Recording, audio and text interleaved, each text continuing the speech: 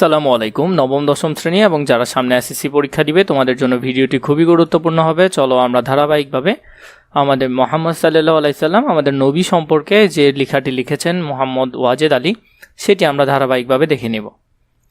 এখানের মধ্যে তোমাদের লেখক পরিচিতিটা কিছুটা পরিবর্তন করেছে তোমাদের নতুন বই অনুসারে। আমি তোমাদেরকে তাও পুরাতন বইয়ের সাথে অ্যাডজাস্ট করে দেখাবো, কারণ পুরাতন বইয়ের লাইনগুলো খুবই স্পষ্টভাবে দেখা যাচ্ছে, নতুন বইয়ের পিডিএফটা ভালো হয়নি। জাস্ট আমরা নতুন বই থেকে লেখক পরিচিতিটা পড়ব, বাকি গল্পটা পুরোপুরি সেম, সেটা আমরা এখান থেকে পড়ার চেষ্টা করব।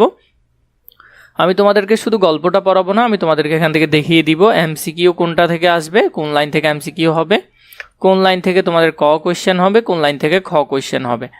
তোমরা এর আগেও আমার অনেকগুলো ভিডিও দেখেছো ইনশাআল্লাহ, সেগুলোর মধ্যে তোমরা বুঝতে পেরেছো যে আমি তোমাদেরকে কিভাবে দেখিয়ে দিই যে যেসব বিষয়গুলো পরীক্ষা এক্সিট আসবে সেগুলো নিয়ে আলোচনা করি। আমরা নতুন বই থেকে লেখক পরিচিতিটা একটু দেখে নিই। মোহাম্মদ ওয়াজেদ আলী 1896 সালে 29শে ভাদ্র 1303 সালে সাতক্ষীরা জেলায় বাদশাহ গ্রামে জন্মগ্রহণ করেন। একটু করে মনে রাখবে, অত বেশি প্রয়োজন নেই, এগুলো তেমন একটা আসে না। কলকাতা বঙ্গবাসী কলেজ বিএ ক্লাসের ছাত্র থাকাকালীন তিনি অসহযোগ আন্দোলনে যোগদান করেন এবং এখানেই লেখাপড়ার সমাপ্তি ঘটান। বিয়ের পর তিনি আর পড়তে পারেননি। এরপর তিনি সাংবাদিকতাকে পেশা হিসেবে গ্রহণ করেন। তিনি মাসিক মোহাম্মদী, দৈনিক মোহাম্মদী, দৈনিক সেবক, সাপ্তাহিক সওগাত, ইংরেজি দি মুসলমান ইত্যাদি পত্রিকায় কর্মরত ছিলেন। তিনি এসব পত্রিকাগুলোতে কাজ করেছিলেন। তার উল্লেখযোগ্য গ্রন্থ মহামানুষ, মহসিন, মুরু ভাস্কর, এটা খুবই গুরুত্বপূর্ণ, এটা বেশিরভাগ ক্ষেত্রে আসে। সৈয়দ আহমদ, স্বর্ণানন্দিনী, ছোটদের হজরত মোহাম্মদ সাল্লাল্লাহু আলাইহি সাল্লাম ইত্যাদি। সহজ সরল প্রকাশভঙ্গি তার রচনার অন্যতম বৈশিষ্ট্য। তাহলে তার প্রকাশের অন্যতম বৈশিষ্ট্য হলো এটি, মনে রাখবে একটু।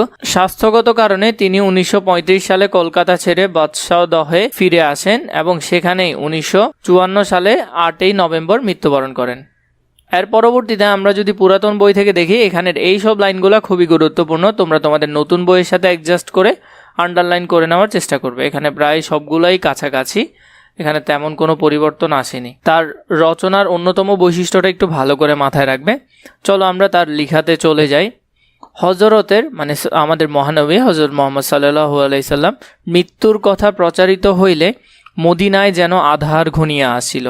মানে যখন আমাদের নবী হজরত মোহাম্মদ সাল্লাল্লাহু আলাইহি সাল্লামের মৃত্যুর সংবাদ সব দিকে ছড়িয়ে যেতে লাগলো, তখন কোথায় মদিনার আকাশে যেমন কি আধার নেমে আসছে।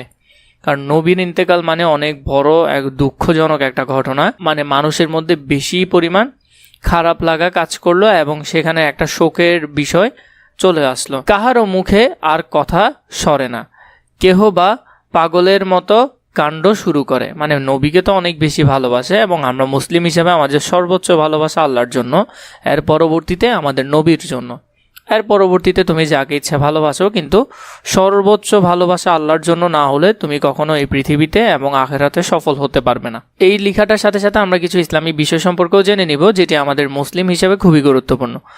রসুলুল্লাহ মানে সাল্লাল্লাহু আলাইহি সাল্লাম পীড়ার খবর শুনিবার জন্য বহু লোকে জামায়াত হইয়াছেন। কে একজন বলিলেন তাহার মৃত্যু হইয়াছে। মানে যখন এই মহানবী হযরত মুহাম্মদ সাল্লাল্লাহু আলাইহি সাল্লামের ঘটনা শোনার জন্য অনেক লোক আসছে এবং তখন সেখান থেকে একজন বললেন যে তার মৃত্যু হয়েছে। বীরবাহু ওমর কিন্তু ছিল ইসলামের দ্বিতীয় খলিফা, ওমর ছিল ইসলামের দ্বিতীয় খলিফা এবং আমাদের নবী বলে গেছেন যে আমার পরে যদি মানে আমাদের নবীর পরে যদি কেউ আর নবী হতে পারতো তাহলে সে ওমর হতেন। ওমরকে আমাদের নবী খুব বেশি ভালোবাসতেন। বীরবাহু ওমর উলঙ্গ তরবারি হাতে লইয়া, মানে তার যে তরবারিটা ছিল সেটা খুলে যে বলিল হজরত মরিছেন তাহার মাথা যাইবে। মানে তিনি এত বেশি ভালোবাসতেন যে আমাদের নবীকে, তিনি সাথে সাথে তলোয়ার বের করে বললেন যে যে আর একবার বলবে যে আমাদের নবী ইন্তেকাল করছেন তাহলে আমি তার মাথাটা নিয়ে নেব। মহামতি আবু বকর রাদিয়াল্লাহু তাআলা আনহু শেষ পর্যন্ত হজরতের মৃত্যুশয্যার পার্শ্বে ছিলেন। তার মানে আমাদের নবী মৃত্যুবরণের যে সময়, তাহলে আমাদের নবীর মৃত্যুবরণের যে সময় তখন তার পাশে ছিলেন আবু বকর। তা আমাদের নবীর অনেক প্রিয় একজন বন্ধুও ছিলেন বটে, পুরো দীর্ঘকাল তিনি তার সাথে ছিলেন। তিনি গম্ভীরভাবে জনতার মধ্যে দাঁড়াইলেন। মানে তিনি সবার সামনে মানুষ যে এগুলা নিয়ে বলাবলি করছে এবং মানুষ অনেক বেশি কষ্ট পাচ্ছে এবং অনেকে বিশ্বাস করছে না, তখন ইসলামের প্রথম খলিফা আবু বকর রাদিয়াল্লাহু তাআলা জামায়াতের সামনে মানে সবার সামনে দাঁড়ালেন, বলিলেন যাহারা হজরতের পূজা করিত, মানে হজরত মুহাম্মদ সাল্লাল্লাহু আলাইহি সাল্লামকে ভালোবাসিত, তাহারা জানুক তিনি মারা গিয়েছেন, তাহারা যেন শুনে নেয় যে তিনি মারা গিয়েছেন। আর যাহারা আল্লাহর উপাসক মানে আল্লাহর উপর বিশ্বাস করত, তাহাদের জানা উচিত আল্লাহ অমর। তার মানে আল্লাহ কোনোদিন কি করেন না, মৃত্যুবরণ করেন না। এখানের মধ্যে বিষয়টা এভাবে বোঝাচ্ছে যে ধরো তুমি নবীকে এত বেশি ভালোবাসলে যে আল্লাহর উপর হয়ে যাচ্ছে বিষয়টা, তখন কিন্তু বিষয়টা খারাপ দেখাবে। হ্যাঁ, আমরা নবীকে অনেক বেশি ভালোবাসি, অনেক বেশি শ্রদ্ধা করি, তিনি শ্রদ্ধার পাত্রই বটে, কিন্তু তিনি আল্লাহর নিচে এবং আল্লাহর সর্বোচ্চ বন্ধু বলা যায় তাকে, কিন্তু আল্লাহ কখনো মৃত্যুবরণ করেন না। তো এই জন্য যারা আল্লাহর উপাসক, যারা আল্লাহকে ভালোবাসেন, তাহাদেরকে বলা হচ্ছে যে আল্লাহ কখনো মরেন না। আমাদের নবী ইন্তেকাল করেছেন বলতে কি আল্লাহ নিজের কাছে ওনাকে নিয়ে গেছেন, অবিনশ্বর। আল্লাহ কোনোদিন কি হয় না, আল্লাহ কোনোদিন শেষ হবে না। এই পৃথিবীতে যারা এসেছে তারা একদিন না একদিন চলে যাবে। যারা আমাদের নবীকে এমনভাবে তখন ভালোবাসতো যে অনেকে তাহার যে পূজা করতো, মানে তিনিই আল্লাহ এমন ভাবতেন। এই ভুল ভ্রান্তিটা ভাঙানোর জন্য আবু বকর রাদিয়াল্লাহু তাআলা আনহু তিনি এই কথা বলেছেন যে তোমরা হজরতের যারা পূজা করতে, মানে যারা এত বেশি বিশ্বাস করতে যে তিনি কখনো মরবেন না, তারা শোনো যে তিনি মারা গিয়েছেন, ইন্তেকাল করেছেন। আর আল্লাহ কখনো কি হয় না, ইন্তেকাল বা মৃত্যুবরণ করবেন না, কারণ আল্লাহ অমর। আল্লাহর সুস্পষ্ট বাণী, হজরত মুহাম্মদ সাল্লাল্লাহু আলাইহি সাল্লাম একজন রসুল, বই আর কিছু নন। এটা যদিও তার মহত্বকে বর্ণনা করছে, এখানে আল্লাহ নিজে বলেছেন তিনি তোমাদের মাঝখানে একজন রসুল হিসেবে এসেছেন, তিনি পৃথিবীর মহামানবও বটে, কিন্তু তিনি আর কিছু নন। তার মানে আল্লাহ নিজে বলছেন যে ওনাকে আমাদের কাছে পাঠিয়েছেন শুধু আমাদেরকে শিক্ষা দেওয়ার জন্য, যাতে আমাদেরকে দিন শিক্ষা দিতে পারেন, ইসলামের পথে আনতে পারেন, তার এতটুকুই দায়িত্ব ছিল। তাহার পূর্বে আরও অনেক রাসূল মারা গিয়েছেন, মানে ওনার আগেও অনেক রসুল আসছে পৃথিবীতে, আমরা জানি অনেক লাখ লাখ রসুল এসেছে, তারা সকলেই মারা গিয়েছেন। রসুলুল্লাহ সাল্লাল্লাহু আলাইহি সাল্লাম মরিতে পারেন, নিহত হইতে পারেন, তাই বলিয়া তিনি যে সত্য তোমাদের দিয়া গেলেন তাহাকে কি তোমরা মাথা পতিয়া গ্রহণ করিবে না? মানে এখানে বলছে যে এই যে তোমাদের কাছে যে নবীকে পাঠালাম আমি, তিনি যে তোমাদেরকে একটা সত্যের বাণী মানে ইসলামের পথ দেখিয়ে গেলেন, তোমরা কি তাকে গ্রহণ করবে না? এই বিশ্বভুবনে, এই দূর অন্তরিক্ষে যাহা কিছু দেখিতে পাও সবই আল্লাহর সৃষ্টি, তাহারই দিকে সকলের মহাযাত্রা। এখানে এই কথাটা মানে বোঝাচ্ছে এই পৃথিবীতে যাই কিছু আছে, যা কিছুই হোক, সব কিছুই একমাত্র আল্লাহর, এবং আমরা সকলেই তার দিকে মুখোপেক্ষী, তিনি কারো দিকে মুখোপেক্ষী নন। আমরা পৃথিবীতে কি করি না করি এতে তাহার সুনামের বা সম্মানের কিঞ্চিক পরিমাণও বাড়েন না, কিঞ্চিক পরিমাণও কমেন না। তিনি আমাদেরকে পৃথিবীতে পাঠিয়েছেন আমাদেরকে দেখার জন্য কে পৃথিবীতে সর্বোচ্চ আল্লাহর ইবাদত করিতে পারে। এখন সেখান থেকে আমরা যারা সর্বোচ্চ বেশি ইবাদত করতে পারবো, তিনি নিঃসন্দেহে কিয়ামতের দিন আমাদেরকে পুরস্কৃত করবে। হযরত আবু বকরের গম্ভীর উক্তিতে সকলেরই চৈতন্য হইলেন, মানে সকলে একটু ভাব থেকে বের হয়ে আসলেন। হযরত ওমরের শিথিল অঙ্গ মাটিতে লুটাইল, মানে তিনি অজ্ঞান হয়ে পড়ে গেলেন। তাহার স্মরণ হইলেন হযরতের বাণী, আমি তোমাদেরই মতো একজন মানুষ মাত্র। মানে তিনি নিজেকে সাধারণ অর্থে প্রকাশ করার জন্য এই কথাগুলো বলেছেন। নিঃসন্দেহে তিনি এই পৃথিবীর এক মহাশ্রেষ্ঠ জ্ঞানী মানব বলা চলে। আমি তোমাদেরই মতন একজন মানুষ মাত্র, মানে সাধারণ অর্থে বোঝাচ্ছে এটা, কিন্তু আমরা সকলেই তাকে অনেক বেশি সম্মান করব। এই লাইনগুলোর জন্য তুমি তাকে অবজ্ঞা বা অবহেলা করতে পারবে না। তাহার মনে পড়িল কোরআনের আয়াত, মানে তখন তার কোরআনের আয়াতের কথা মনে পড়লো। কোরআনের আয়াতটা কি ছিল আমরা একটু দেখিনি। মুহাম্মদ সাল্লাল্লাহু আলাইহি সাল্লাম, আমরা যখনই নবীর নাম শুনবো তখনই সাল্লাল্লাহু আলাইহি সাল্লাম পড়বো, কারণ ইসলামে এটা নিয়ে অনেক কড়া নির্দেশ আছে। মৃত্যু তোমারই ভাগ্য, তাহাদেরও ভাগ্য, তাহারা অন্তরে ধনিয়া উঠিল মুসলমানের গভীর প্রত্যয়ের স্বীকারোক্তি অমর লক্ষ্য। হযরত মুহাম্মদ সাল্লাল্লাহু আলাইহি সাল্লাম দাস, মানুষ ও রসুল, এখানে তার মহত্বকে বোঝানোর জন্য এই লাইনগুলো ব্যবহার করেছেন। কোরআনের মধ্যে বোঝাতে চেয়েছেন যে আল্লাহ তাকেও এখানে পাঠিয়েছেন বিশেষ কিছু কাজে, এবং সে কাজগুলো যখন শেষ হয়ে যাবে আল্লাহ তাআলা তাকে নিজের কাছে নিয়ে যাবেন, এবং তিনিও আমাদের মতো মানুষ হিসেবে এখানে এসেছেন, এবং তিনি একজন রসুল ছিলেন। নিঃসন্দেহে তিনি সম্মানিত একজন ব্যক্তি ছিলেন। শোকের প্রথম প্রচণ্ড আঘাতে আন্তঃবিস্মৃতির পূর্ণ সম্ভাবনার মধ্যে দাঁড়াইয়া স্থিতধী হযরত আবু বকর রাদিয়াল্লাহু তাআলা আনহু রসুলের প্রতি শ্রদ্ধা নিবেদনের সীমারেখা সৃষ্টি করিয়া, তিনি রসুল সাল্লাল্লাহু আলাইহি সাল্লাম, তিনি কিন্তু মানুষ, আমাদেরই মতো দুঃখ বেদনা, জীবন মৃত্যুর অধীন রক্ত মাংসে গঠিত মানুষ, এই কথাটি বৃদ্ধ হযরত আবু বকর সিদ্দিক রাদিয়াল্লাহু তাআলা আনহু মূর্ছিত মুসলিমকে বুঝাইয়া দিলেন। এখানে এই যে দেখো কিছু বিষয় ছিল, দুঃখ বেদনা, এখানের মধ্যে দেখো দুঃখ বেদনা, আমাদের নবীর পুরো জীবনটাই ছিল দুঃখ কষ্টের, এবং কি অস্বাভাবিক দুঃখের ছিল। তোমাদের সকলেরই প্রয়োজন নবীর জীবনীটা একবার পড়া। তাকে যখন বিভিন্ন মানুষ আঘাত করত তিনিও কষ্ট পেতেন, সাধারণ যে মানুষ ছিল তাদের মতো কষ্ট পেতেন, এবং তার শরীরটাও রক্ত মাংসের গঠিত ছিল, এবং তিনিও আমাদের সাধারণ মানুষদের মতো কষ্ট পেতেন, আঘাত পেতেন। তার জীবনের যে আঘাতের পরিমাণটা তার 1%ও আমাদের জীবনে নেই। তোমরা তার জীবনী দেখলে পড়তে পারবে, জীবনের শুরুতেই তিনি তার বাবাকে হারিয়েছেন, কিছুকাল পরে মাকে হারিয়েছেন, এরপরে দাদাকে হারিয়েছেন, এরপরে চাচাকে হারিয়েছেন। মানে জীবনে এতিম অবস্থায় তিনি বড় হয়েছেন, এবং আল্লাহ তাকে ভরণ পোষণ দিয়েছেন। আমরা সূরা আদ-দোহাতে এটার অনেকটা ব্যাখ্যা দেখতে পাই, এবং আল্লাহ তাআলা সেখান থেকে তাকে সম্মান, সুনাম, সমৃদ্ধি দান করেছেন। তিনি মানুষের মন আকর্ষণ করিয়াছিলেন মুখ্যত তাহার মানবীয় গুণাবলী দ্বারা। তাহলে তিনি যে তার মানবীয় গুণাবলী ছিল, মানে তিনি তার যে স্বভাব ছিল, নরম কোমল ভাব যে স্বভাবটা ছিল, তার মাধ্যমে তিনি ছোটকাল হতেই মানুষের দৃষ্টি আকর্ষণ করেছিলেন। ছোটকাল হতেই মক্কার শ্রেষ্ঠ বংশ তিনি জন্মাইয়াছিলেন, মানে মক্কার যে শ্রেষ্ঠ বংশ ছিল, কি বংশ? কোরাইশ বংশে তিনি জন্মিয়াছিলেন। কিন্তু বংশগৌরব হযরতের সচেতন চিত্তে মুহূর্তের জন্য স্থান লাভ করে নাই, মানে তিনি তার এই যে বংশের গৌরবটা ঠিকভাবে ওইভাবে পান নাই।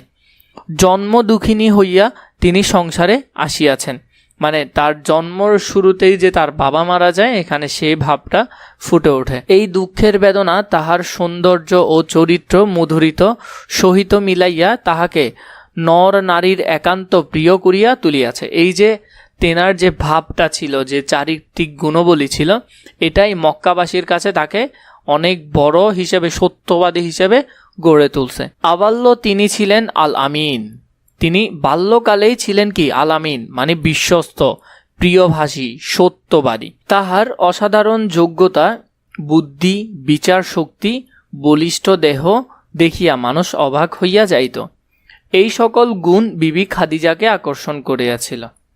মানে এই যে তার গুণবলীগুলো ছিল, বিশেষ করে তার সত্যবাদিতা, নিষ্ঠাবান, বুদ্ধি, বিচক্ষণতা, এই গুণগুলোর কারণেই বিবি খাদিজা তাকে বিবাহের জন্য প্রস্তাব দিয়েছিলেন, এবং তিনি তার চাচাকে যখন এই প্রস্তাব দিয়েছিলেন, তার চাচা তার সাথে কথা বলে পরবর্তীতে তাদের বিবাহ হয়, এবং তিনি খাদিজা রাদিয়াল্লাহু তাআলা আনহুকে অসামান্য ভালোবাসতেন, এবং তার দুঃখের সময় সর্বোচ্চ সাথী ছিলেন তিনি। তোমাদেরকে এর আগে একটা কথা বলে রাখি, তোমাদের যদি এসএসসি লেভেলে দাগানো বই প্রয়োজন হয়, আমাদের বইগুলো এখানে কি গোছালো আকারে দাগানো, ইনশাল্লাহ এখান থেকেই শতভাগ কমন আসে কোয়েশ্চেন। এইভাবে যদি তুমি বই দাগানো আকারে বই পেতে চাও, তাহলে এই নাম্বারে অথবা নিচে থাকা ডিসক্রিপশন বক্সে ফেসবুক পেজে মেসেজ দিয়ে খুবই অল্প দামে বইগুলো আমাদের কাছ থেকে নিতে পারবে। বস্তুত হযরতের রূপ লাবণ্য ছিল অপূর্ব, অসাধারণ। মক্কা হইতে মদিনায় হিজরতের পথে এক পৌরোহিতবৃত্ত দাম্পতির কুঠিরে তিনি আশ্রয় নেন। মানে যখন তিনি মক্কা থেকে মদিনায় হিজরত করছিলেন, তখন তিনি এই ধরনের একজনের দাম্পতির কুঠিরে, মানে ঘরে আশ্রয় নেন। রাহি পথিকদের সেবা করাই ছিল তাহাদের ব্রত, মানে যারা যায় বা ভ্রমণে যায় ওদের সেবা করাই ছিল তাদের ব্রত, মানে কর্তব্য। হযরত যখন আসিলেন, কুঠির স্বামী আবু মাহবদ মেষপাল চড়াইতে গিয়াছিলেন। কুঠির স্বামী যখন, মানে ওইখানের ঘরের মালিক যখন মেষপাল চড়াইতে বাইরে গেছিলেন, যখন আমাদের নবী হযরত মুহাম্মদ সাল্লাল্লাহু আলাইহি সাল্লাম ওদের কুঠিরের কাছে যান, তাহার পত্নী উম্মে মাহবদ ছাগি দুগ্ধ দিয়া হযরতের তৃষ্ণা দূর করেছিলেন। মানে তখন এই যে আমাদের নবীর যে পানির তৃষ্ণা পেল, তখন ওই ঘরের যে ওনার স্ত্রী ছিল, আবু মাহবদের যে স্ত্রী ছিল, তিনি ছাগলের দুধ দিয়ে আমাদের নবীর তৃষ্ণা দূর করেন। গৃহপতি ফিরিলে এই নারী স্বামীর কাছে নব অতিথির রূপ বর্ণনা করেন। সুন্দর সুদর্শন পুরুষ তিনি। আমাদের নবী তো অসাধারণ সুন্দর ছিলেন। তাহার শীর্ষে সুদীর্ঘ কুঞ্চিত কেশপাল, বয়ানে অপূর্ব কান্তশ্রী। তাহার আয়তকৃষ্ণ দুটি নয়ন, কাজল রেখার মতো যুক্ত ভ্রুগুলো, তাহার সুউচ্চ গ্রীভা, কালো কালো দুটি চোখে টলটল চাহনি মন প্রাণ কাড়িয়া নেয়। মানে এই যে আমাদের নবীর যে সৌন্দর্যটা এখানে অসাধারণভাবে বর্ণনা করেছেন। গুরু গম্ভীর তাহার নীরবতা, মধুবর্ষী তাহার মুখের ভাষণ, বিনিত্র নম্র তাহার প্রকৃতি। তিনি দীর্ঘ নন, খর্ব নন, কৃষ্ণ নন, এক অপূর্ব পুলক দীপ্তি তাহার চোখে মুখে, বলিষ্ঠ পুরুষের ব্যঞ্জনা তাহার অঙ্গে। বড় সুন্দর, বড় মনোহর সেই অপরূপ রূপের অধিকারী। মানে আমাদের নবীর যে সৌন্দর্যের বর্ণনা এখানে তাহা ফুটে ওঠে। এবং তোমাদেরকে আমি বলি, আমার এর পরবর্তীতে এই দাম্পতির এখানে যখন তিনি ছাগির দুগ্ধ পান করেছিলেন, পরবর্তীতে তাদের ছাগলগুলো অনেক বেশি দুধ দিতে শুরু করে, কারণ নিঃসন্দেহে আমাদের নবী ছিলেন অধিক পরিমাণ বরকতময়। সত্যিই হযরত সাল্লাল্লাহু আলাইহি সাল্লাম, যারা মুসলিম আসো আমাদের নবীর নাম শোনার সাথে সাথে আমরা সাল্লাল্লাহু আলাইহি সাল্লাম পড়বো। নৈতিক শিক্ষা অনেক বেশি প্রয়োজন, আমরা শুধু বইয়ের শিক্ষা নিলেই হবে না। সত্যিই হযরত সাল্লাল্লাহু আলাইহি সাল্লাম বড় সুদর্শন পুরুষ ছিলেন। আসলেই তিনি খুবই সুদর্শন পুরুষ ছিলেন, কারণ এই প্যারার মধ্যে আমরা দেখেছি ওই মহিলাটা তাকে ওইভাবে উপস্থাপন করেছে। তাহার চেহারা মানুষের চিত্ত মানে মনোযোগ, চিত্ত মানে কি মনোযোগ, মনে রাখবে। এগুলো তোমরা বইয়ের মধ্যে লিখবে, আমি তোমাদেরকে সবকিছু দিচ্ছি না, যেগুলো ইম্পর্টেন্ট সেগুলো বলে দিচ্ছি। চিত্ত আকর্ষণে যতটুকু সহায়তা করে, মানে মনোযোগ আকর্ষণে যতটুকু সহায়তা করে, তার সবটুকুই তিনি পাইয়াছিলেন। মানে তার সর্বোচ্চই তার মধ্যে ছিল। তার চেহারা এত সুন্দর ছিল, তার শব্দগুলো উচ্চারণ এত সুন্দর ছিল যে পুরো মনোযোগ, মানে তিনি যদি কারোর সাথে কথা বলেন তার মনোযোগ পুরোপুরি তিনি আকর্ষণ করতে পারতেন। সত্যের নিবিড় সাধনায় তাহার চরিত্র মধুময় হইয়া উঠিয়াছিল। সত্যর নিবিড় সাধনায় মানে তিনি যে সত্যের প্রচারক ছিলেন সেটা বলছে। তাহার চরিত্র মানে তার যে গুণবলী মধুময় হইয়া উঠিয়াছিল, মানে তিনি অনেকটা মধুময় বলতে এখানে তার সত্যতার যে শক্ত বিষয়টা বোঝাচ্ছে। কাছে আসিলেই মানুষ তাহার আপনজন হইয়া পড়িত। এখানে বলছে আমরা দেখেছি ওমর রাদিয়াল্লাহু তাআলা আনহু, তিনি আমাদের নবীকে হত্যা করতে এসেছিলেন, কিন্তু তার কাছে এসে তিনি কোরআন তেলাওয়াত শুনে এবং আমার নবীর সুদর্শন এবং সুন্দর চরিত্র দেখে তিনি অনেক আপন হয়ে পড়ছেন। তিনি বাকি জীবনটা আমাদের নবীর যে নিয়ম ছিল সেই নিয়মেই কাটিয়ে দিয়েছেন। অকুত ভয় বিশ্বাসে তিনি অজয় হইয়াছিলেন। এখানে মধ্যে অকুত ভয় মানে কি নেই, যার ভয় নেই। তো যার ভয় নেই তিনি কি করতেন, মানে তিনি বিশ্বাসে তিনি অজয় করতে পারতেন, মানে তার যার কোনো ভয়ই নেই তাকে ধরে রাখবে কে বা বেঁধে রাখবে। শত্রুর নিষ্ঠুরতম নির্যাতন তাহার অন্তরে লৌহ কপাটের আহত হইয়া ফিরিয়া যাইত। তো শত্রুরা যে তাকে আঘাত করতো, কুটো কথা বলতো, অনেক কিছু বলতো, সেটা তার অন্তরে লৌহ কপাটের মতো। লৌহ কপাটের মধ্যে যেমন দেখো কোনো কিছু দিয়ে বাড়ি দিলে সেটা আবার কি একসময় নিস্তব্ধ হয়ে যায়, ভেঙে যায় না। তো তিনিও তেমন ছিলেন। তারা ওনাকে অনেক আঘাত করতো, কিন্তু তিনি সেটা ভুলে যেতেন, তিনি সেটা মনে রাখতেন না। কিন্তু সত্যে তিনি বজ্রের মতো কঠিন, পর্বতের মতো অটল হইলেও করুণায় তিনি ছিলেন কুসুম কোমল। তো এখানে বলছে সত্যের বেলায় তিনি যতই কঠিন ছিলেন না কেন, কিন্তু তার করুণা ছিল অনেক নরম, অনেক দয়ালু ছিলেন তিনি। বৈরীর মানে বাইরের বা শত্রুর অত্যাচারে, বৈরীর অত্যাচারে বারবার তিনি জর্জরিত হইয়াছিলেন। মানে তাকে অনেক শত্রু আক্রমণ করেছেন বিভিন্নভাবে। শত্রুর লোস্ট্রাঘাতে মানে পাথরের আঘাতে, করাতির হিংস্র আক্রমণে, বরঙ্গনে মানে তার মাথার কথা বলছে, বসন মানে কাপড়ের কথা বলছে, তাহার বহুবার রক্তরঙ্গিত হইয়া উঠিয়াছেন। তো এখানে বলছে যে শত্রুরা যে তাকে পাথর দিয়ে আঘাত করছেন হিংস্রভাবে। বরঙ্গনের মানে কি মাথার কথা বলছে, মাথা থেকে রক্ত বেয়ে তার যে কাপড় ছিল, কাপড়টা কি হয়ে গেছে, রক্ত রঙিন হয়ে গেছে, মানে লাল হয়ে গেছে। তথাপি পাপী মানুষকে তিনি ভালোবাসিয়াছিলেন, কিন্তু তারপরেও তিনি ওদেরকে কোনো ধরনের কি দেন নাই, অভিশাপ দেন নাই, তিনি তাদেরকে ভালোবেসেছিলেন। অভিশাপ দেওয়ার চিন্তাও তাহার অন্তরে উদিত হয় নাই। অভিশাপ যে দিবেন তা ওইটা তিনি মনে মনে কল্পনাও করেন নাই। মক্কা পথে প্রান্তরে পত্তলিক মানে যারা মূর্তি পূজা করে ওদেরকে বলছে। পস্তরঘায়ে মানে হলো যে পাথরের আঘাতে তিনি আহত হইয়াছেন, মানে তারা যে মূর্তি পূজা যারা করতো তাদের পাথরের আঘাতে তিনি অনেকবার আহত হয়েছেন। ব্যঙ্গ বিদ্রুপে বারবার তিনি উপহাসিত হইয়াছেন। ব্যঙ্গ বিদ্রুপ মানে তাকে কুটো কথা বলতো, বিভিন্ন রকম কথা বলতো, তাকে নিয়ে পাগল বলতো, এই বলতো, অনেক কিছু বলতো। তো সেগুলোর জন্য তিনি অনেকবার কি হাসির পাত্র হয়েছিলেন। কিন্তু তাহার অন্তর ভেদিয়া কিন্তু তার মন ভেদ করে একটি মাত্র প্রার্থনার বাণী জাগিয়াছে, কিন্তু তিনি তাদের জন্য মাত্র একটি মাত্র প্রার্থনা করতেন, এদের জ্ঞান দাও প্রভু, এদের ক্ষমা করো। এটা কিন্তু খতে আসে, খুব বেশি গুরুত্বপূর্ণ, খয়ের ব্যাখ্যাটা একটু জেনে নিবে। তো তাকে এত কিছু বলার পরেও, তাকে এত আঘাত করার পরেও, আমাদের নবী হযরত মুহাম্মদ সাল্লাল্লাহু আলাইহি সাল্লামকে এত কিছু করার পরেও তিনি তাদের জন্য কি দোয়া করতেন? এদের জ্ঞান দাও প্রভু, এদের ক্ষমা করো। তায়েফে সত্য প্রচার করিতে গিয়া তাহাকে কি ভীষণ পরীক্ষার সম্মুখীন হইতে হইয়াছিল। মানে তিনি যখন তায়েফে সত্য প্রচার করতে গেছিলেন, কোথায় গেছিলেন? তায়েফে। এটা খুবই গুরুত্বপূর্ণ, এমসিকিউর জন্য ভালো করে দেখবে। তো কি ধরনের পরীক্ষার সম্মুখীন হয়েছিলেন আমরা দেখিয়াছি, মানে আমরা সেটা দেখেছি।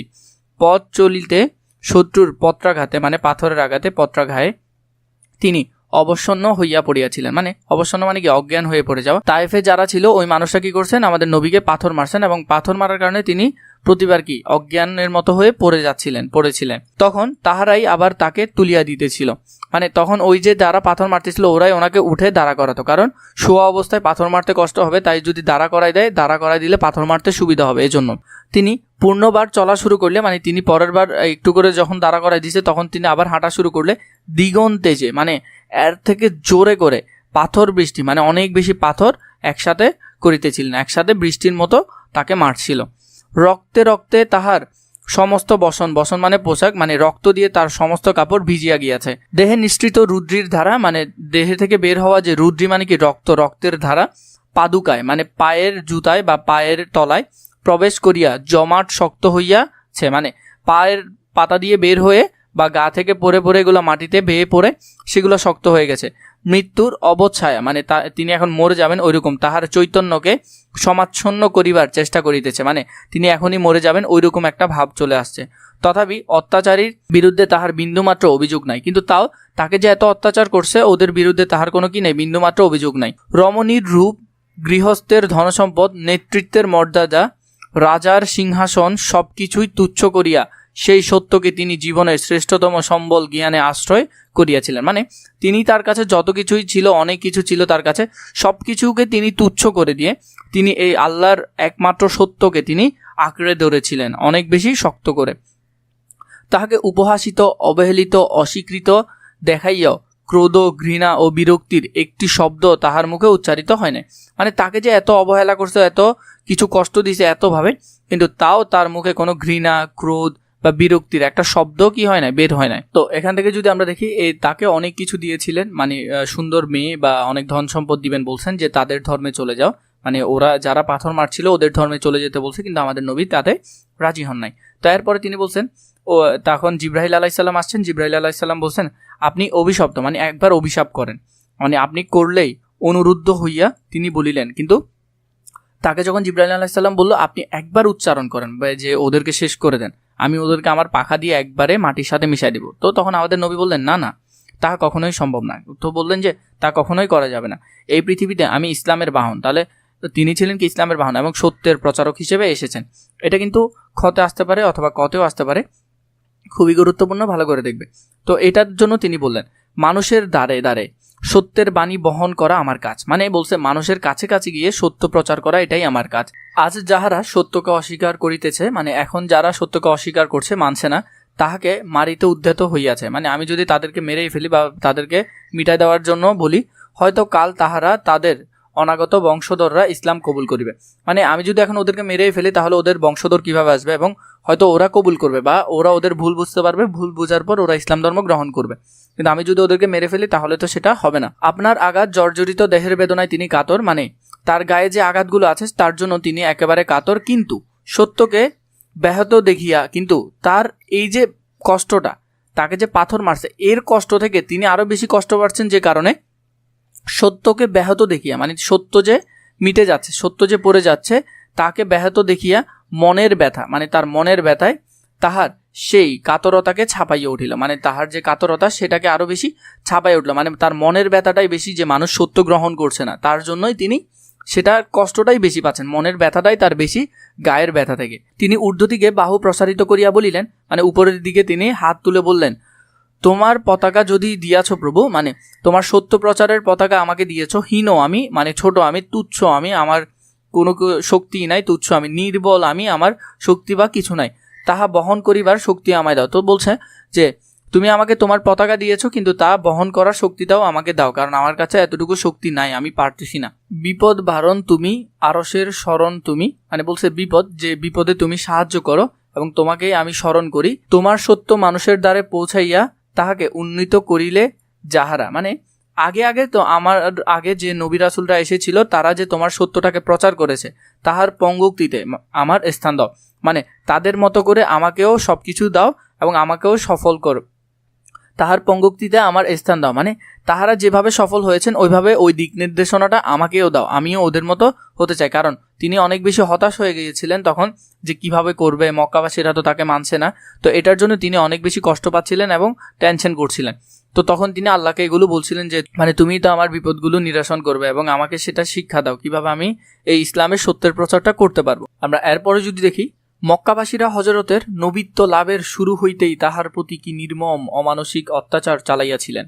মানে এর আগে তিনি যখন এখনো নবীর যে বৈশিষ্ট্যটা সেটা যখন তিনি পান নাই, এর আগে কিন্তু ওরা ওনাকে অনেক বেশি সম্মান করতো, আলামিন বলতো, আলামিন বলতো, বিশ্বাসী বলতো, মানে অনেক বেশি তাকে দেখতে পারতেন, সম্মান করতেন। আমরা দেখিয়াছি, এটা আমরা দেখেছি। যখন তাহাদের নির্যাতন সহানুতিত হইল, মানে যখন শুনলেন যে তিনি নবী হয়ে গেছেন, কিন্তু তখন আর তারা এটা মানতেছিল না। যখন তারা নির্যাতন সহানুতিত হইল, মানে তাদের নির্যাতন তখন অনেক বেশি হইল, তখন তিনি যখন এটা আর সহ্য করতে পারছেন না, যখন দেখা গেল কুরাইশদের সত্যকে গ্রহণ করিবেন না, মানে এমন পর্যায়ে চলে গেছে যে কুরাইশরা কোনো মতেই সত্যকে এখন গ্রহণ করবেন না, হযরত সাল্লাল্লাহু আলাইহি সাল্লাম, হযরত মুহাম্মদ সাল্লাল্লাহু আলাইহি সাল্লাম মদিনায় চলিয়া গেলেন। মানে তিনি তখন কি করলেন, হিজরত করলেন পথে তাহাকে হত্যা করিবার জন্য, মানে পথে তিনি যখন যাবেন তখন তাকে মারার জন্য। তাহারাও হযরত আবু বকরের ছিন্ন মুন্ডু আনিবার জন্য, মানে আমরা দেখেছি যখন তিনি মদিনায় যাচ্ছিলেন তখন তার সাথী ছিল হযরত আবু বকর রাদিয়াল্লাহু তাআলা আনহু, তখন তাদের ছিন্ন মুন্ডু মানে কি তাদের মাথাটা কেটে আনার জন্য বা তাদেরকে মেরে ফেলার জন্য বিপুল পুরস্কার, মানে অনেক বেশি পুরস্কারের লোভ দেখাইলেন। মানে মানুষদেরকে, যারা ওই মানুষদেরকে মেরে ফেলে ওইরকম মানুষদেরকে অনেক বেশি লোভ দেখাইছেন যে তোমরা যদি এই দুজনকে হত্যা করতে পারো বা মেরে ফেলতে পারো তাহলে তোমাদেরকে আমরা অনেক মোটা অঙ্কের একটা টাকা দিব। ক্ষুধার্ত বাঘের মতো হিংস্র শত শত ঘাতক পাঠানো হইল, মানে এই যে ক্ষুধার্ত বাঘ যেমন হিংস্র হয়, এরকম হিংস্র কিছু ঘাতক, মানে যারা হত্যাকারী, ওদেরকে পাঠানো হইল। বদর, ওহদ ও আহজাব, বা আহজাবের আরেক নাম হলো খন্দক, এগুলো যুদ্ধে মক্কা বাসিন্দারা, মানে এই যুদ্ধগুলো মক্কা বাসিন্দাদের জন্যই তখনকার করছিল এবং তাহাদের মিত্র জাতি, মানে তাদের বন্ধু বা মক্কাবাসীদেরকে বোঝাচ্ছে, সম্মিলিত হইয়া তারা একসাথ হইয়া যখন আমাদের নবী কি করতেছে, মক্কা থেকে মদিনায় চলে যাচ্ছিল, ইসলাম ও মুসলমানদের ওই মানুষগুলোকে এবং যারা ইসলাম ধর্ম গ্রহণ করছে ওদেরকে চিহ্নটুকু, মানে ওদের চিহ্নটুকু পর্যন্ত ধরাপৃষ্ঠ, মানে পৃথিবী হইতে মুছিয়া ফেলিবার জন্য প্রাণপণ চেষ্টা করিল। তো ওরা কি করছে, ওদের গোত্রের মানুষ হয়ে যাদের জন্য এতদিন ধরে পরিশ্রম করছে ওইখানে আমাদের নবী, যাদের জন্য এতদিন পরে এত কিছু করে আসছে, ওরাই আমাদের নবী এবং নবীর যে বাহিনী ছিল ওদেরকে কি করার জন্য, একেবারে মুছে ফেলার জন্য অনেক পুরস্কারও তারা ঘোষণা করছে। খাইবারের যুদ্ধ হযরতের পরাজয়ের মিথ্যা সংবাদ। খাইবার যুদ্ধের মধ্যে আমরা দেখেছি আমাদের নবী হযরত মুহাম্মদ সাল্লাল্লাহু আলাইহি সাল্লাম মৃত্যুর একটা মিথ্যা সংবাদ ছড়ায় যায়। এমসিকিউতে আসতে পারে, খুবই গুরুত্বপূর্ণ। শুনিয়া হযরতের মৃত্যু সম্ভাবনার আনন্দ আত্মহারা হইয়া পড়িল, মানে এই যে মক্কাবাসীরা কি করলো, এই যে মিথ্যা সংবাদটা শুনে তারা আনন্দে আত্মহারা হয়ে পড়ল। হুদায়বিয়া সন্ধি হযরত মুহাম্মদ সাল্লাল্লাহু আলাইহি সাল্লামের শান্তিপ্রিয়তার সুযোগ লইয়া মুসলমানদের স্কন্ধে ঘোর অপমানের শর্ত চাপাইয়া দেওয়ার পরেও তাহাদের সহিত বিশ্বাসঘাতকতা করিতে চাহিল এবং তারপর হযরত সেই দিন বিজয় বেশে মক্কায় প্রবেশ করলে। এর আগে আমরা এই বিষয়টা আগে একটু দেখিনি। আমরা দেখেছি হুদায়বিয়ার একটা সন্ধি হয়েছিল, যেখানের মধ্যে মুসলমানদের সাথে অন্য একটা গোত্রের যে সন্ধি হয়েছিল, সেই সন্ধির মধ্যে দেখা গেল যে মুসলমানদেরকে কিছু শর্ত দিছে। শর্তটা ছিল এমন, ওদেরকে 10 বছর যুদ্ধ করবে না, ওইরকম একটা কি করছে, সন্ধি করছে। কিন্তু ওই সন্ধির মধ্যে যে শর্তগুলো ছিল 10টা, সেই শর্তগুলো সবগুলো মুসলমানের বিপরীতে ছিল, কিন্তু আমাদের নবী হযরত মুহাম্মদ সাল্লাল্লাহু আলাইহি সাল্লাম তাও মেনে নিয়েছে। বিষয়টা ছিল এমন যে মুসলমান একটা এলাকায় যেতে পারবে না যেটা ওদের এলাকা, কিন্তু ওরা মুসলমানদের এলাকায় আসতে পারবে এবং ওদেরকে যা তা করতেও পারবে। ওরা আমাদের এলাকায় আসলে আমরা ওদেরকে কিছু করতে পারবো না, কিন্তু আমরা ওদের এলাকায় গেলে ওরা আমাদেরকে বিভিন্নভাবে হয়রানি বা ঝামেলা করবে। তো যেদিন হযরত মুহাম্মদ সাল্লাল্লাহু আলাইহি সাল্লাম বিজয় বেশে মক্কায় প্রবেশ করলেন, মানে তিনি সব যুদ্ধে জিতে গেছেন এবং বর্তমানে মুসলিমের সেনাবাহিনী অনেক বড় হয়ে গেছে, সেই দিনও তাহার সহিত যুদ্ধ কামনা করিয়া খালেদের সহিত হাঙ্গামা বাঁধাইয়া দিল। মানে এত কিছুর পরেও যখন তারা ঢুকতেছে মক্কার মধ্যে, তখনও খালেদ বিন ওয়ালিদকে আমরা চিনি, আমাদের বড় যোদ্ধা, মুসলিমের মধ্যে বড় যোদ্ধা সেনাপতি ছিল, তার সাথে হাঙ্গামা মানে ঝামেলা করা শুরু করছে যাতে আবার যুদ্ধ হয়। এভাবে শেষ পর্যন্ত পদে পদে আনিয়া দিল লাঞ্ছনা, অপমান, অত্যাচার, নির্যাতন প্রত্যেক সুযোগে যাহারা হানিল বিরোধিতার বিষাক্ত বান। মানে এখানে বলতেছে মানে যারা আমাদের নবীকে যখনই সুযোগ পাইছে লাঞ্ছনা, অপমান, অত্যাচার কোনোটা করতে ওরা বাদ দেয় নাই, এবং সন্ধি করার পরেও ওরা কি করলো, ভিতরে ভিতরে বিশ্বাসঘাতকতা করলো। হযরত মুহাম্মদ সাল্লাল্লাহু আলাইহি সাল্লাম তাহাদের সহিত কি ব্যবহার করিয়াছিলেন, মানে কিন্তু এরপরেও যখন আমাদের নবী জিতে গেছেন, সব দিক থেকে জিতে গেছেন, তখন তাদের সাথে কি ব্যবহার করলো সেটা এখন বলবে। জয়ীর আসনে বসিয়া ন্যায়ের তুণ্ড হাতে লইয়া বলিলেন, মানে তিনি ন্যায্য কথা নিয়ে হাতে নিয়ে বললেন যে পাপ করবে তাকে শাস্তি দিবে, বা যে সমস্যা সৃষ্টি করবে ওকে শাস্তি দিবে, আবার যেই হোক। এখানে বললেন তিনি ভাই সব, মানে তিনি শুধু মুসলিম মানুষদেরকে বললেন না, তিনি সবাইকে বললেন ভাই সব, তোমাদের সম্বন্ধে আমার আর কোনো অভিযোগ নাই, মানে তোমাদেরকে নিয়ে আমার আর কোনো আজকে অভিযোগ নাই। আজ তোমরা সবাই স্বাধীন, মানে আজকে থেকে তোমরা সবাই স্বাধীন, সবাই মুক্ত, সবাই যে যার মতো কাজ করতে পারবে। মানুষের প্রতি প্রেমপূর্ণ উদ্ভাসিত এই সুমহান প্রতিশোধ সম্ভব করিয়াছিল হযরতের বিরাট মনুষ্যত্ব, মানে মুহাম্মদ সাল্লাল্লাহু আলাইহি সাল্লামের মনুষ্যত্বের বিষয়টা এখানে প্রকাশ পেয়েছে। দেখো, তিনি যখন জিতে গেছেন তারপরে তিনি চাইলে বলতে পারতেন আজকে থেকে তোমাদের খবর আছে, তোমরা শুধু আমাদের এলাকায় আসিও, এরকম। তো ওইটা না বলে তিনি বললেন যে ভাই সব, তোমরা আজকে থেকে সবাই স্বাধীন, সবাই যে যার কাজ করতে পারবে। ইসলামের এই বিষয়গুলো যাদের মানা প্রয়োজন তারা মানবে, যারা মানবে না তারা মানবে না, কিন্তু এখানের মধ্যে ন্যায় বিচার প্রতিষ্ঠা হবে, যারা সমস্যা করবে তাদেরকে শাস্তি দেওয়া হবে, এটা মুসলিম হোক বা অন্য কেউ হোক। তো এখানে আমাদের নবীর মনুষ্যত্বের বিষয়টা সর্বোচ্চ প্রকাশ পেয়েছে। শুধু প্রেম করুণায় নয়, মানুষ হিসাবে আপনার মানে নিজের কথা বলছে, তুচ্ছবোধ, নিজেকে তিনি সবসময় তুচ্ছভাবে ভাবতেন, আপনার ক্ষুদ্রতার অনুভূতি তাহার মহিমা গৌরবকে মুহূর্তের জন্য ছাপাইয়া উঠিতে পারে নাই। তো এখানে বলছে তিনি নিজেকে সবসময় ছোট করে দেখতেন। তিনি যে জয় হইছেন মুসলিমের সবচেয়ে বড় নেতা এক কথায় বলা যায়, কিন্তু এত বড় নেতা হওয়া সত্ত্বেও তাহার ভিতর ওই বিষয়টা বা ওই ভাবটা আসে নাই যে আজকে থেকে আমি সবকিছু করতে পারবো। তিনি মানে তার যে তুচ্ছতা, তিনি নিজেকে একবারে ক্ষুদ্র ভাবতেন, তখনও তিনি তাকে ক্ষুদ্রই ভাবতেন। এত কিছু জয় করার পরও তিনি নিজেকে একেবারে ক্ষুদ্র বলে মনে করতেন। মক্কা বিজয়ের পর হযরত সাফা এবং মারওয়ার মধ্যে আমরা দেখেছি ইসমাইল আলাইহিস সালামের মা যেখানের মধ্যে সাই করছিল পানির জন্য, সেই পাহাড়ের মধ্যে পর্বতের পাশে মানে তার পাশে বসিয়া সত্যান্বেষী মানে যারা সত্য প্রচার করে বা ওইরকম মনীষীদের মানুষকে দীক্ষা মানে শিক্ষা দান করিতেছেন। মানে অনেক মানুষ ছিল এখানে, ওদেরকে নীতি নৈতিকতা শিক্ষা দিচ্ছিলেন বা বিভিন্ন রকম জ্ঞান দিচ্ছিলেন। এমন সময় একটি লোক তাহার কাছে আসিয়া ভয় কাঁপিতে লাগিল, মানে এরকম সময় একটা মানুষ আসলো কিন্তু তার কাছে আসতে ভয় পাচ্ছিল বা কাঁপতে লাগলো যে তিনি এত বড় নেতা, আমাকে যদি কিছু করেন বা এরকম ভয় পাচ্ছিল। তাহার স্মিত মুখে মানে আমাদের নবীর সুন্দর মুখে তাহাকে মানে একটু মৃদু মধুর হাসি দিয়ে তাহাকে বলিলেন, কেন তুমি ভয় পাচ্ছ? মানে তাকে যে বললেন তুমি ভয় পাচ্ছ কেন, ভয়ের কিছু এখানে নাই, মানে এখানে ভয়ের কিছুই নাই, আমি রাজা নই, সম্রাট নই, মানুষের প্রভু নই। মানে এই যে এটা কিন্তু খতে আসতে পারে অনেক বেশি সম্ভাবনা। এই লাইনটা কেন বলেছিলেন ব্যাখ্যা করতে হবে তোমাকে। তো তিনি বলছেন আমি রাজা নই, মানে আমি রাজাও নই, সম্রাটও নই, আমি মানুষের প্রভুও নই, আমি এমন এক নারীর সন্তান, মানে আমি এমন এক মায়ের সন্তান, সাধারণ শুষ্ক মাংসই ছিল যাহার নিত্যকাট আহার্য। মানে আমিও তোমাদের মতো একজন সাধারণ মায়ের সন্তান, যারা সাধারণত যে খাবারগুলো খায় শুষ্ক মাংস বা আমরা রেগুলার যে খাবার খাই ওই রকম খাবার খেয়ে যাদের জীবনযাত্রা চলে বা জীবন চলে, ও আমি ওইরকম একজন সাধারণ মানুষই। মহিমার মাঝে মাঝে আপনার সামান্যতম এই অনুভূতি হযরতের চরিত্রকে শেষ পর্যন্ত সুন্দর ও স্বচ্ছ রাখিয়াছিলেন। মানে তার যে শেষ পর্যন্ত যে চরিত্রটা এটা এত বেশি স্বচ্ছ হওয়ার কারণ মানুষ ত্রুটির অধীন, মানে প্রতিটা মানুষেরই কি থাকে, কোনো না কোনো সমস্যা থাকে। হযরত সাল্লাল্লাহু আলাইহি সাল্লাম মানুষ, তিনিও একজন মানুষ, সুতরাং তাহারও ত্রুটি হইতে পারে, মানে তাহারও ভুল হইতে পারে, তিনি এটা স্বীকার করছেন সবার কাছে। এই যুক্তির বলে নয়, মানে তিনি এটা দিয়ে বলছেন না, বরং তাহার অনাবিল মানে সুন্দর চরিত্রের স্বচ্ছ সহজ প্রকাশ মর্যাদাহীন, মানে তার মর্যাদা চলে যাবে।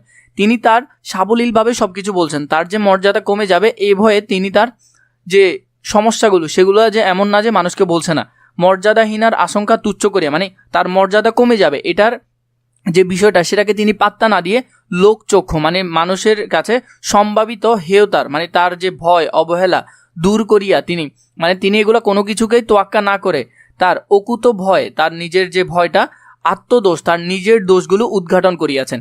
মানে তিনি তার দোষগুলো লোক সম্মুখে সহজেই বলে দেন, যে তার জন্য যে তার মর্যাদা কমে যাবে বা সম্মান কমে যাবে এটা তিনি একবারও ভাবেন না। একদিন তিনি মক্কায় সম্ভ্রান্ত লোকেদের কাছে সত্য প্রচারের ব্রতী মানে হলো যে কি, তিনি মগ্ন ছিলেন যে একটা মজলিসে বসে, এখানে বলবে এখন মজলিসে বসে তিনি সত্য প্রচার করছিলেন বিভিন্ন মানুষদেরকে বা মক্কার মানুষদেরকে। মসজিদের এক প্রান্তে বসিয়া একটি অন্ধ, মানে একটা অন্ধ লোক, এটা কিন্তু খুবই গুরুত্বপূর্ণ, দেখবে ভালো করে। সম্ভবত সে হজরতের মানে হজরত মুহাম্মদ সাল্লাল্লাহু আলাইহি সাল্লামের দুই একটা কথা শুনতে পায় না, মানে তিনি হয়তো বক্তৃতার মাঝখানে দুই একটা কথা শুনতে পায় না, তাই তিনি বুঝতে পারতেছে না কি বলছে। বক্তৃতার মাঝখানে একটি প্রশ্ন করিয়া সে হজরতকে থামাইলেন, মুহাম্মদ সাল্লাল্লাহু আলাইহি সাল্লামকে থামাই দিলেন, যে বক্তৃতার মাঝখানে কেউ একজন বক্তৃতা দিচ্ছে, তার মাঝখানে আমি ওকে থামাই দিলাম একটা কোয়েশ্চেন করে, তো এটা আসলেই যে কারো খারাপ লাগার কথা অল্প স্বল্প। বাধা পাইয়া হজরতের মুখ ঈষৎ বিরক্তির আওয়াজ ফুটিয়ে উঠল। আমাদের নবী হযরত মুহাম্মদ সাল্লাল্লাহু আলাইহি সাল্লামের যে মুখটা ছিল, মানে তিনি একটু বিরক্তির ভাব তার মুখে দেখা দিছে। তাহার ললাট মানে কপাল সামান্য কুঞ্চিত হইল, মানে কপালটা একটু কুচকানি করছে। এত মানুষদেরকে আমি কথা বলছি, মাঝখান থেকে একটা প্রশ্ন করে ওদের কথাগুলোতে সমস্যা সৃষ্টি করলো। এজন্য ব্যাপারটি এমন গুরুতর নয়। আমরা জানি বক্তৃতার মাঝখানে যদি কেউ ডাক দেয় তাহলে খারাপ লাগারই কথা, তো তাই এই বিষয়টা কি নয়, তেমন গুরুতর নয়। বক্তৃতা বাধা হইলেই বিরক্তির অতি স্বাভাবিক, বক্তৃতায় বাধা হইলেই বিরক্তি অতি স্বাভাবিক, মানে বক্তৃতার মাঝখানে যদি বাধা পায় সে বিষয়টা অতি স্বাভাবিক। আবার দুঃখী দুর্বল লোকেদের হজরত বড় আদর করিতেন, মানে দুঃখী দুর্বল মানুষদেরকে তিনি অনেক বেশি আদর করতেন।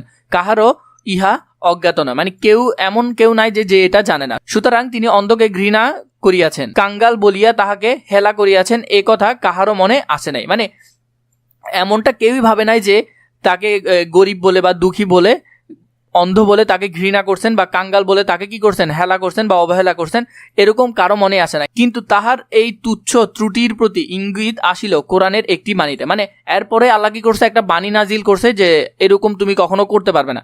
তিনি বিনা দ্বিধায় বাণী সংকোচে তাহা সকলের কাছে প্রচার করলে, মানে ওই কথাটাই, যেমন দেখো ওই কথাটা প্রচার করলে কিন্তু তার সম্মান কমে যাবে, মানহানি হতে পারে, এটা তিনি ভাবেন নাই।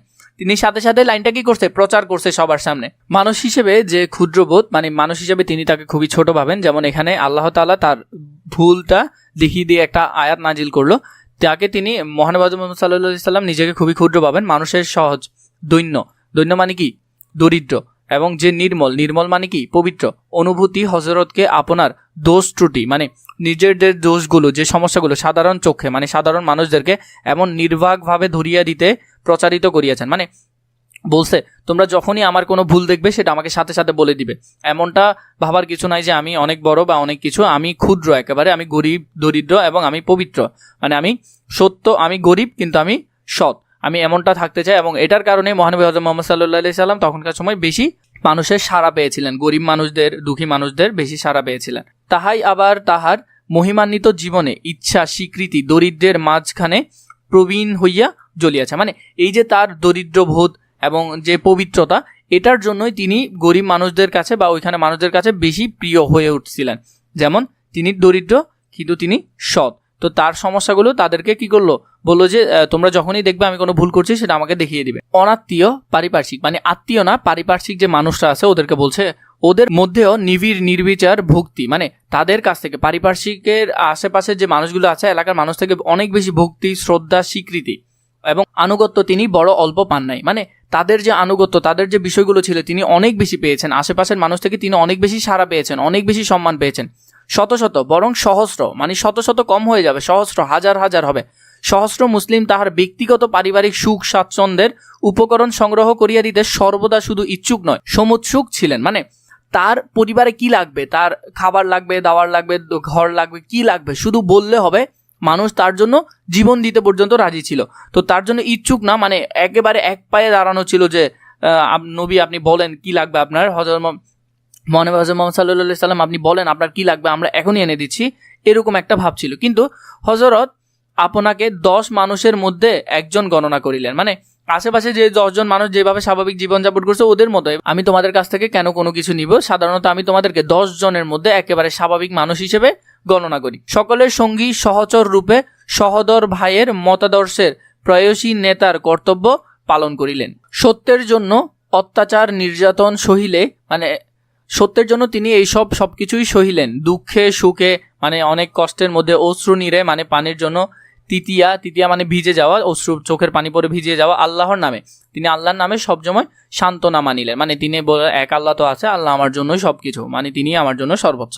দেশের রাজা মানুষের মনের রাজা হইয়া, মানে তিনি দেশের রাজা না হয়ে তিনি মানুষের মনের রাজা হয়ে স্বেচ্ছায় দরিদ্রের কণ্ঠক মুকুট, মানে দরিদ্রের সব কষ্ট বা সব কিছু তিনি নিজের কাঁধে মাথায় পড়িলেন, মানে নিজেও দরিদ্র থাকলেন এবং সবাই যাতে সবসময় আস্তে আস্তে ভাই কাঁধে কাঁধে চলতে পারে সেরকম একটা ভাব তৈরি করলেন। তাই তাহার গৃহের সকল সময় অন্ন জুটিত না, মানে এজন্য সবাই আশেপাশের মানুষের যেমন খাবার জোগাড় করতে কষ্ট হতো, তেমন তার পরিবারও সেমই ছিল। নিশার অন্ধকারে প্রদীপ জ্বলিবার মতো তৈলটুকু সময় সময় মিলিত না, মানে তার ঘরে যে প্রদীপ জ্বালাবে, যে আগুন জ্বালাবে, তার জন্য পর্যন্ত যে অল্পটুকু তেল প্রয়োজন, এরকম একজন নেতা হওয়া সত্ত্বেও তার অতটুকুই মিলত না। এমনই নিঃস্ব কাঙ্গালের বেশে, মানে এরকম নিঃস্ব এবং কাঙ্গালের বেশে মহানবী হযরত মুহাম্মদ সাল্লাল্লাহু আলাইহি সাল্লাম মৃত্যু রহস্যের দেশে চলিয়া গেলেন। মানে এরকম মানে নিঃস্ব অবস্থায় তিনি এই পৃথিবী ছেড়ে চলে গেলেন, অথচ হিসাব করতে গেলে দেশের একজন বড় নেতা ছিলেন এবং সবচেয়ে মুসলিম উম্মার সবচেয়ে বড় নেতা ছিলেন তিনি, কিন্তু তার এই অবস্থা ছিল। আর আমাদের দেশে এখন দেখো, স্বামীর মহাপ্রাণে বিয়োগ বিধুরা আশার বক্ষ বেদিয়া শোকের মাতম উঠিল। মানে মহানবী মুহাম্মদ সাল্লাল্লাহু আলাইহি সাল্লাম যখন ইন্তেকাল করলেন, মা আয়েশা অনেক বুক ফেটে কান্না করছিলেন, মানে এই বিষয়টা বোঝাচ্ছে এখানে, যদিও লেখক তার নিজের মতো করে লিখেছেন। মানুষের মঙ্গল সাধনায় যিনি অতন্ত্র রজনী যাপন করেছিলেন, মানে মানুষের ভালোর জন্য তিনি কত যে রাত জেগেছেন, সেই সত্যশ্রয়ী মানে সেই সত্যবাদী আজ চলিয়া গেলেন, সেই প্রচারক আজকে চলে গেলেন। নিঃস্ব তাহাকে সম্বল করিয়া যিনি বিশ্ব মানবের জন্য আপনাকে বিলাইয়া দিলেন, মানে যে সত্যের প্রচারক বিশ্বে মানবে পৃথিবীর মানুষদের জন্য নিজেকে বিলাই দিলেন, তিনি আজ চলিয়া গেলেন, তিনি আজকে চলে গেলেন। সাধনার পথে শত্রুর আঘাতে যিনি অম্লান মানে মলিন বদনে সহিলেন, মানে তার এতগুলো আঘাতের কারণেও তিনি যেটা সহ্য করেছিলেন, তাদেরকে কোনো কি দেন না, অভিশাপ দেন না। হায় সেই দয়ার নবী, হায় সেই নবী হযরত মুহাম্মদ সাল্লাল্লাহু আলাইহি সাল্লাম মানুষের মঙ্গল বাহিয়া আনিবার অপরাধে প্রন্তর ঘয়ে যাহার দাঁত ভাঙিল, মানে পাথরের আঘাতে, পন্তর ঘায়ে মানে কি পাথরের আঘাতে যাহার দাঁত ভেঙেছিলেন। প্রশান্ত ললাট রুধিরাক্ত, মানে পুরো কপালটা যার রক্তাক্ত হইয়াছিলেন। আর সেই আহত জর্জরিত মুহূর্ত দশাতেও যিনি শত্রুকে প্রেম ভয়ে আশীর্বাদ করিয়াছিলেন, প্রেম ভয়ে মানে এত আঘাত করার পরও তিনি তাদেরকে আশীর্বাদ করেছিলেন যে হে আল্লাহ ওদেরকে জ্ঞান দাও, তিনি আজ জীবন নদীর ওপারে চলিয়া গেলেন, মানে তিনি আজকে ইন্তেকাল করলেন, চলে গেলেন। দুবেলা পূর্ণধার আহার যাহার ভাগ্য হইতো না, মানে তিনি দুবেলা ভালো করে খেতে পারতেন না। ত্যাগ ও তিতিক্ষার মুহূর্ত প্রকাশ মহানবী আজ চলিয়া গেলেন। হযরত মুহাম্মদ সাল্লাল্লাহু আলাইহি সাল্লাম এত কিছু স্বীকার করে, এত ত্যাগ স্বীকার করে তিনি আজকে চলে গেলেন। বিবি আয়েশার মর্মছেরা এই বিলাপ সমস্ত মানুষের সমগ্র বিশ্বের, মানে এরকম আয়েশা রাদিয়াল্লাহু তাআলা আনহুর মতো সমস্ত বিলাপ মুসলমান উম্মাতও অনেক বেশি বিলাপ করে কান্না করছিলেন বা বুকটা ফেটে যাচ্ছিল। শুধু সত্য সন্ধানে নয়, শুধু ঊর্ধ্ব লোকচারী মহাব্রত তদানুসন্ধানেই নয়, মানুষের সঙ্গে মানুষের ব্যবহার হযরত মোস্তফা সাল্লাল্লাহু আলাইহি সাল্লামের ইতিহাসের একটি অত্যন্ত অসাধারণ চরিত্র। মানে শুধু এই সত্য প্রচার বা ঊর্ধ্বত লোকদের সাথে যে ভালো আচরণ, এটার জন্যই নয়, তিনি হয়ে উঠেছেন মানুষের জন্য অনেক বড় একটা চরিত্রের, মানে সত্য প্রচারের একটা বড় চরিত্র হয়ে ফুটে উঠেছেন।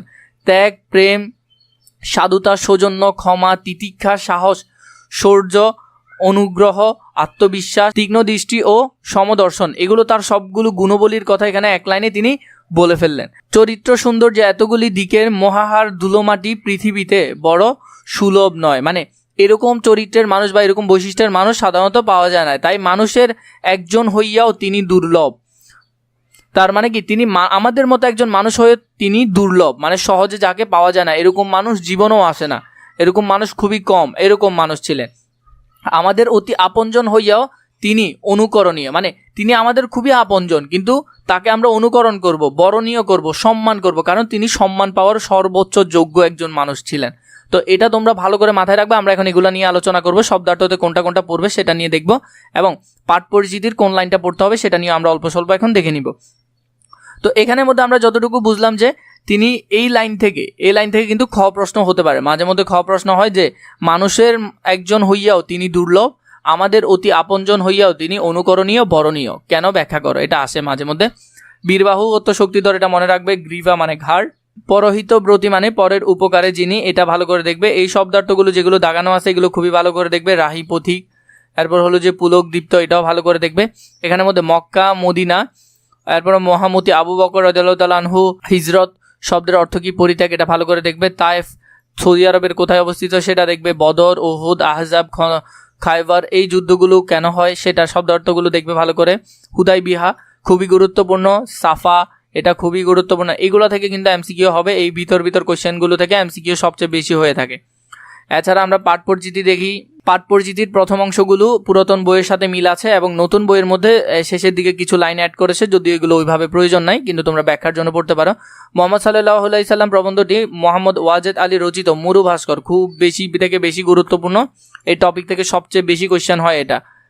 হযরত মুহাম্মদ সাল্লাল্লাহু আলাইহি সাল্লামের মানবিক গুণাবলী ও প্রবন্ধে বিশ্লেষণ করা হয়েছে এই বৈশিষ্ট্যগুলো। এই অংশটা যদি তোমরা পড়ো তাহলে তোমরা মোটামুটি ধারণা পেয়ে যাবে যে এখানে কি নিয়ে আলোচনা করেছেন।